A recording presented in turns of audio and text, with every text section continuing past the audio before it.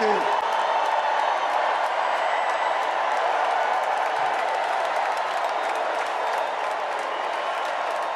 Thank you.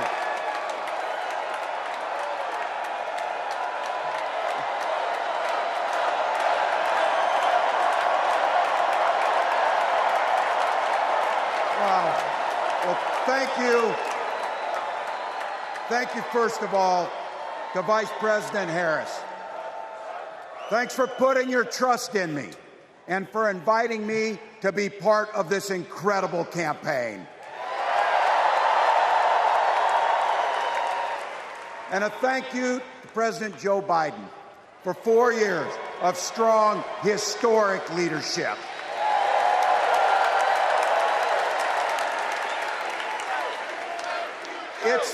It's the honor of my life to accept your nomination for Vice President of the United States.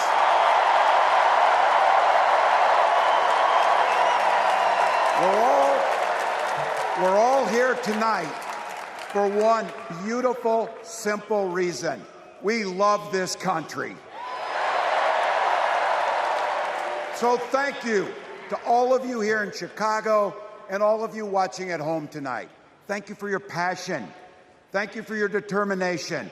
And most of all, thank you for bringing the joy to this fight.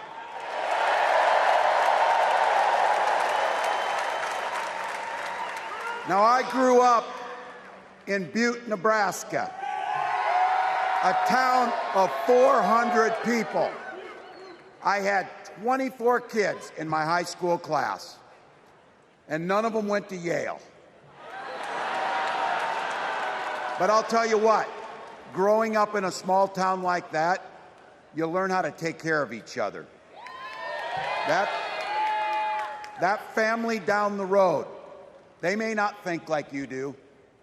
They may not pray like you do. They may not love like you do, but they're your neighbors. And you look out for them, and they look out for you. Everybody belongs, and everybody has a responsibility to contribute. For me, it was serving in the Army National Guard. I joined up 2 days after my 17th birthday, and I proudly wore our nation's uniform for 24 years.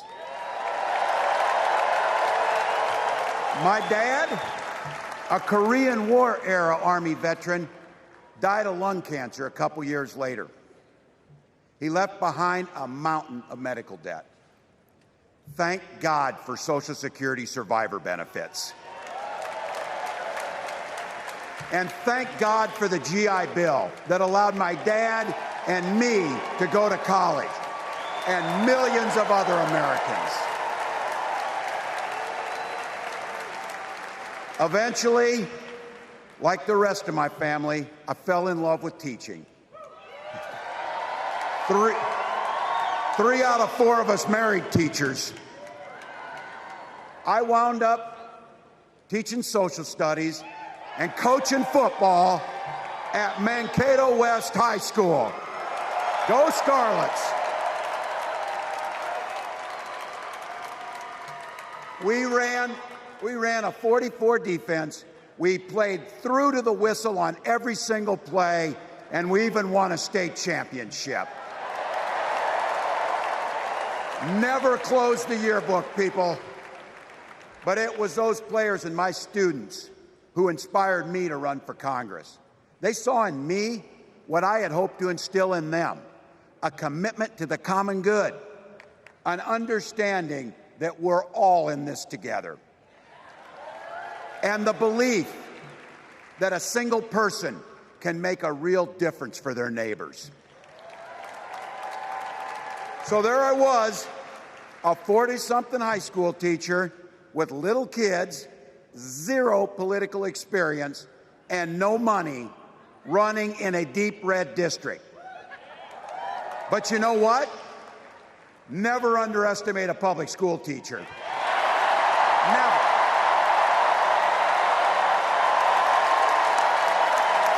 I represented my neighbors in Congress for 12 years, and I learned an awful lot.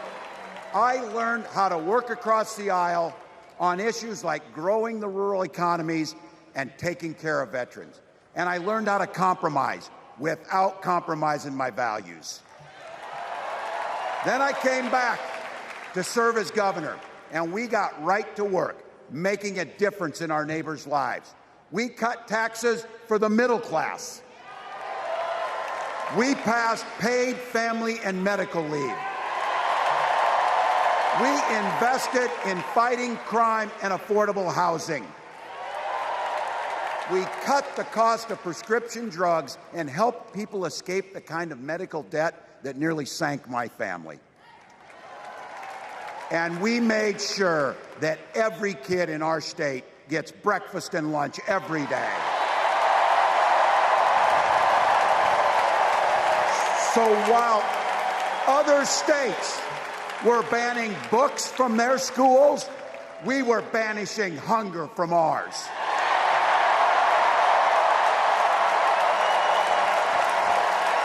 We also protected reproductive freedom because in Minnesota, we respect our neighbors and the personal choices they make. And even if we wouldn't make those same choices for ourselves, we've got a golden rule. Mind your own damn business.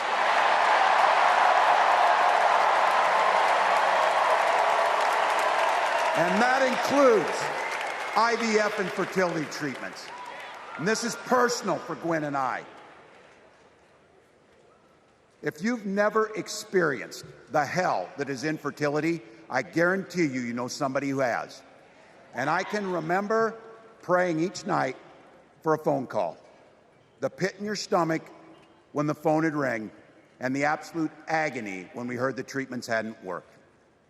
It took Gwen and I years, but we had access to fertility treatments. And when our daughter was born, we named her Hope.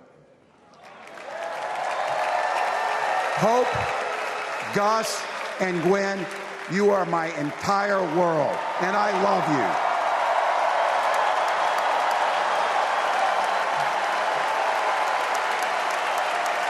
I'm letting you in on how we started a family because this is a big part about what this election is about. Freedom. When Republicans use the word freedom, they mean that the government should be free to invade your doctor's office. Corporations free to pollute your air and water. And banks free to take advantage of customers. But when we Democrats talk about freedom, we mean the freedom to make a better life for yourself and the people that you love. Freedom to make your own health care decisions. And yeah, your kids' freedom to go to school without worrying about being shot dead in the hall. Look, I know guns. I'm a veteran. I'm a hunter. And I was a better shot than most Republicans in Congress, and I got the trophies to prove it. But I'm also a dad. I believe in the Second Amendment, but I also believe our first responsibility is to keep our kids safe.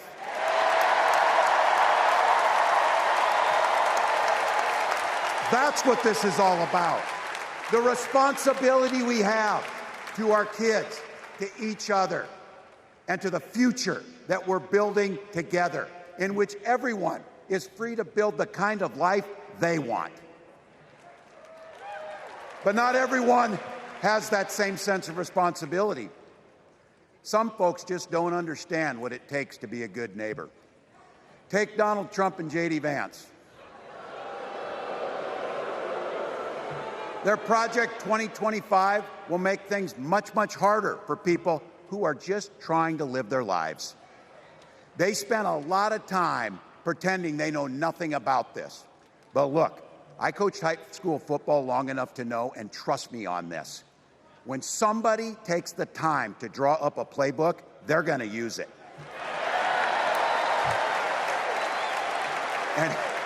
And we know If these guys get back in the White House, they'll start jacking up the costs on the middle class. They'll repeal the Affordable Care Act. They'll gut Social Security and Medicare. And they will ban abortion across this country, with or without Congress. Here's the thing. It's an agenda nobody asked for. It's an agenda that serves nobody except the richest and the most extreme amongst us. And it's an agenda that does nothing for our neighbors in need. Is it weird? Absolutely. Absolutely. But it's also wrong. And it's dangerous. It's not just me saying so. It's Trump's own people. They were with him for 4 years. They're warning us that the next 4 years will be much, much worse. You know, when I was teaching every year, we'd elect a student body president. And you know what?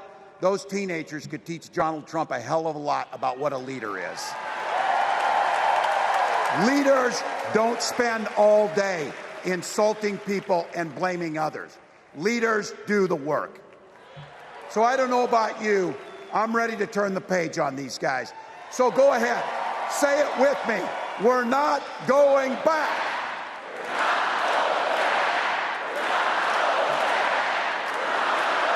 We've got something better to offer the American people.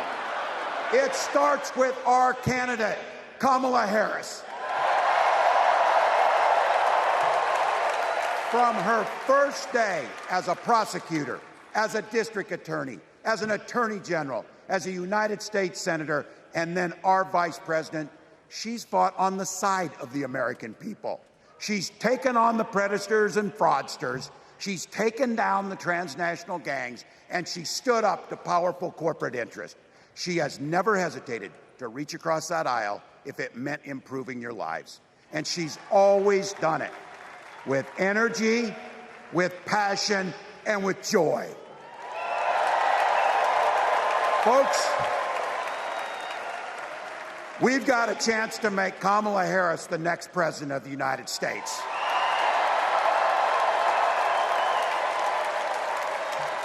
But I think we owe it to the American people to tell them exactly what she'd do as president before we ask them for their votes. So here, this is the part, clip and save it and send it to your undecided relatives so they know. If you're a middle-class family or a family trying to get into the middle class, Kamala Harris is going to cut your taxes. If you're getting squeezed by prescription drug prices, Kamala Harris is going to take on Big Pharma. If you're hoping to buy a home, Kamala Harris is going to help make it more affordable. And no matter who you are, Kamala Harris is going to stand up and fight for your freedom to live the life that you want to lead. Because that's what we want for ourselves, and it's what we want for our neighbors. You know, you might not know it, but I haven't given a lot of big speeches like this. But I have given a lot of pep talks. So let me finish with this, team. It's the fourth quarter. We're down a field goal, but we're on offense and we've got the ball. We're driving down the field. And boy, do we have the right team. Kamala Harris is tough. Kamala Harris is experienced, and Kamala Harris is ready. Our job for everyone watching is to get in the trenches and do the blocking and tackling. 1 inch at a time, 1 yard at a time, 1 phone call at a time, 1 door knock at a time, 1 $5 donation at a time. Look, we got 76 days. That's nothing. There'll be time to sleep when you're dead. We're going to leave it on the field. That's how we'll keep moving forward. That's how we'll turn the page on Donald Trump. That's how we'll build a country where workers come first. Health care and housing are human rights. And the government stays the hell out of your bedroom.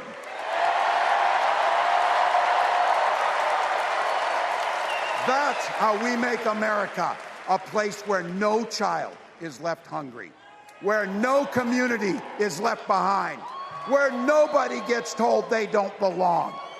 That's how we're going to fight. And as the next president of the United States always says, when we fight, when we fight, when we fight,